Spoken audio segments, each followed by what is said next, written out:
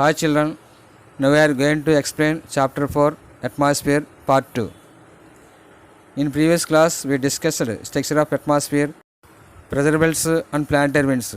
In this section we will see how water cycle works in atmosphere. You can see how atmosphere and atmosphere interact with each other. Water vapor is a very important component in the atmosphere. In any place in winter it is dry and cold. In such place our skin may be feel itchy, dry and it may crack. Mainly experienced cracked lips. For this prevent we are applying lip balms, Vaseline, other oil of some kinds. When the high temperature and water vapor in the atmosphere that causes sultry and sweaty on our body. At that time we feel very uncomfortable. The moisture means water vapor in the atmosphere is derived from water bodies through the evaporation and from the plants through transpiration. Humidity is the amount of water vapor in the air. That means the invisible water vapor present in the atmosphere known as humidity. The humidity always measured in hygrometer. It is an instrument that pressure that water vapor contain of the air. We express humidity not directly but using the concept of relative humidity. Relative humidity is the ratio between the two things. First one, the maximum water vapor that the air can hold at a given temperature and pressure. Next, the actual amount of water vapor is held at any given time. For example, at 20 degrees Celsius temperature, air can contains 80 grams of water vapor per cubic meter. If the actual water vapor present is only 40 grams, that relative humidity is 50%. That means 40 grams is the 50% relative humidity decreasing with increasing of temperature and decreasing of water vapor. Now we are going to discussing about the condensation. The condensation is the quite opposite of evaporation. In the evaporation water change into vapor, but in condensation vapor change into water. Condensation is the opposite of evaporation, as it involves conversion of water vapor into droplets of water or crystal of ice. Condensation can also take place on contact surface. For example, did you observe what happened when cold water is filled in a glass? Condensation occurs on the outside of the glass. When you observe the surface of the glass covered with small water particles, that is called dew. When water vapor condenses on surface of such as plants and we get dew also. Sometimes our vehicles keeping in the outside of the house. Early morning we can observe some water particles we can see on the surface of the vehicles. That is also called dew. The dust particles attract water molecules from the water vapor in the atmosphere.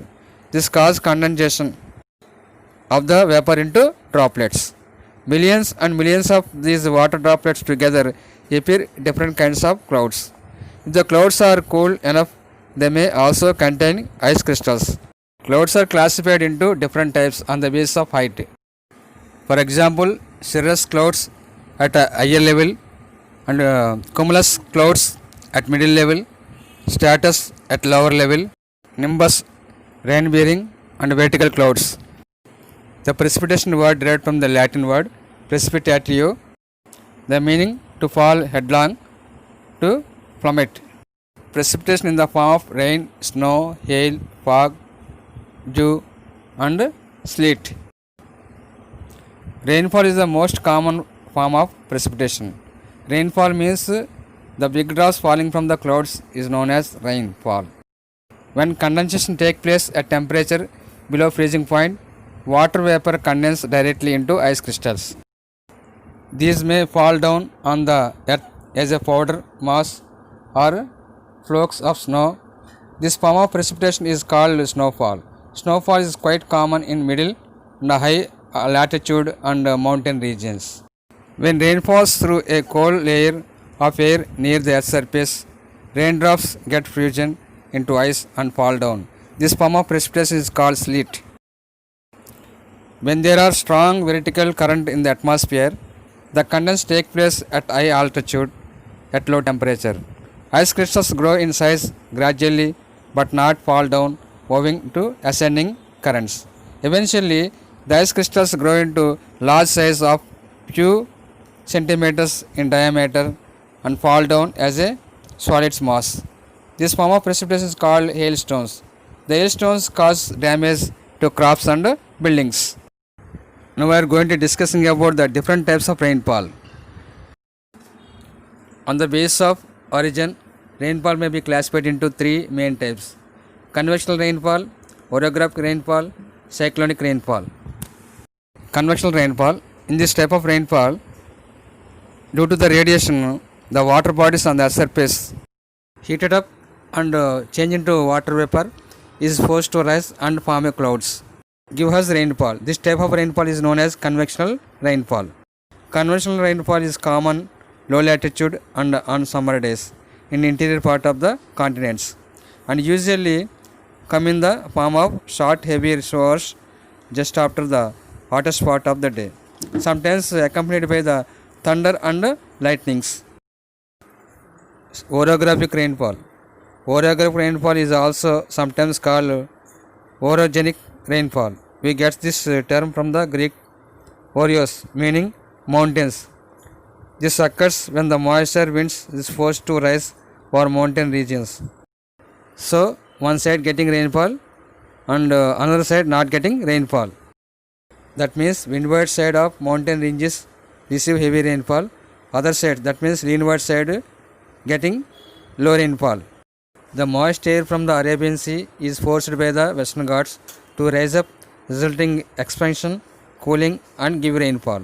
The other side of the Western Ghats descending wind and giving less rainfall, mainly in the central part of Deccan Plateau.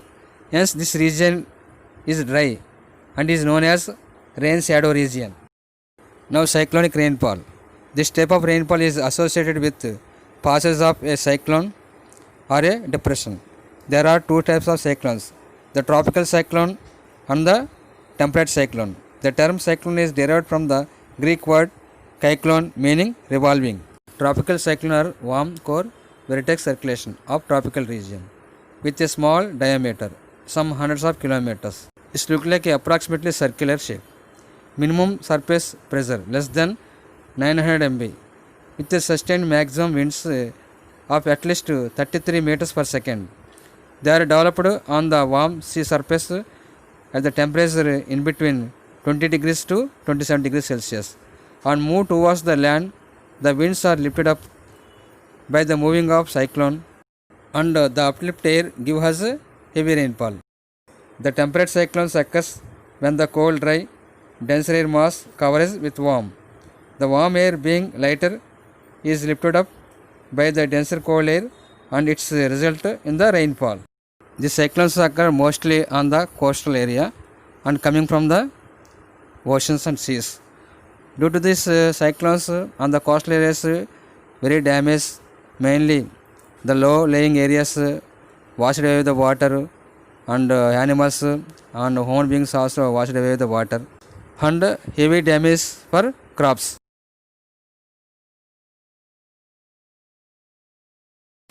Rainfall on the globe not even. Some areas receive heavy rainfall, some areas receive low rainfall. Between the latitudes 10 degrees and 30 degrees north and south latitudes of the equator, due to the trade winds, rainfall is heavier on the eastern coast. Between the latitudes 40 degrees and 60 degrees north and south latitudes of the equator, due to the westerlies and rainfall is heavy on the west coast, decreasing towards the east coast. Low pressure areas, especially around the equator, receive heavy rainfall than high pressure areas. The rainfall is more over the oceans than on the continent. In the coming class, we will discuss about chapter 14, Democratic and Nationalist Revolution, 19th century.